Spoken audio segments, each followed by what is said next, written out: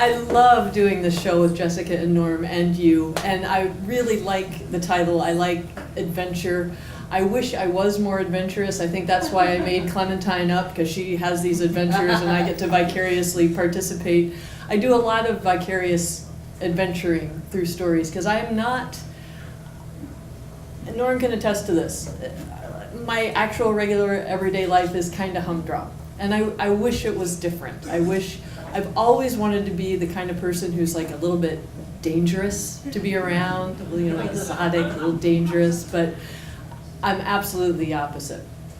I don't even have any interesting vices that I can tell you about. And in Portland, it's harder and harder to have vices because we keep legalizing them. Well, about the only thing I can really claim I do that is really bad for me is something many of us in Portland do, which is I drink too much coffee. And even that, as I've gotten older, I've switched to decaf. So even that is kind of boring. But I cling to it. I cling to it. I cannot give up coffee, even if it's decaf, because even when I'm living my humdrum life, with the great adventure being going across traffic to get to my next gig, sometimes I just need a cup of coffee and I need somebody else to make it for me. And then I see that sign, that green sign, the mermaid. We invented her in the Northwest. And it's like I'm a ship tossing out at sea and she's a siren. I have what you need. I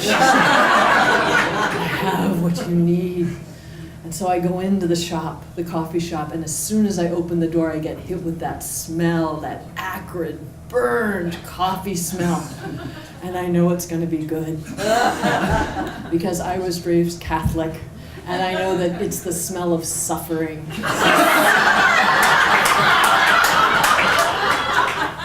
And you have to suffer for things to be really good. I look around and the shop is full of hip, together-looking people, all who look vaguely distraught. Like they're taking an adventure, a break from their adventurous lives, and they're fortifying themselves with a coffee drink. And I want a coffee drink, my own coffee drink. So I line up. And I'm right beside the mugs. But they're not mugs. They're vessels. They gleam in the light. They're silver and ivory and gold. They're like chalices. They're like the Grail. And I want one. I want to be a person important enough to drink my coffee from a vessel. So I pick one. $28.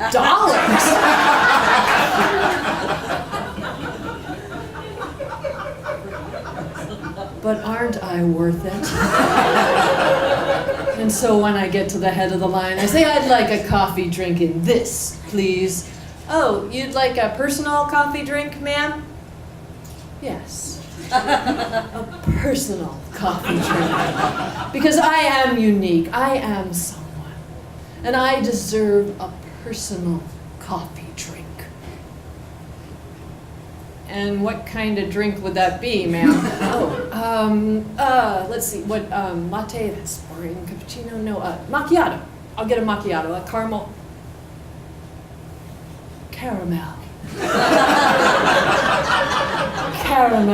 macchiato. Because that's what I'd be drinking on the veranda of my villa in Italy.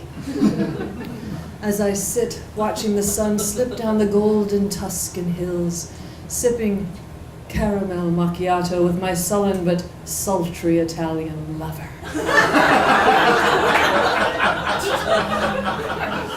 And what size would you like, ma'am? Size. Oh, coffee. Grande, is that the biggest grande? No, venti, right? That's the biggest venti. Venti, I'll have a venti. Venti. Venti, venti, venti! Because I live life large. I walk on the grand stage.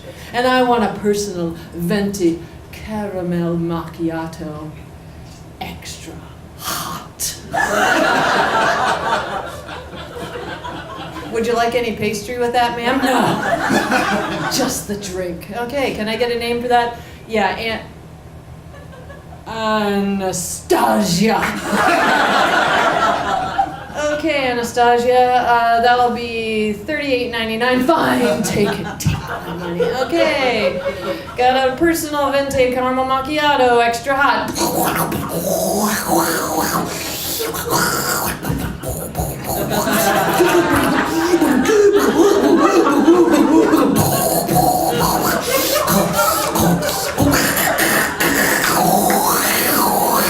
Okay, Anastasia, got your personal venti caramel macchiato, extra hot. Yes. Yes. Oh, yes. Oh.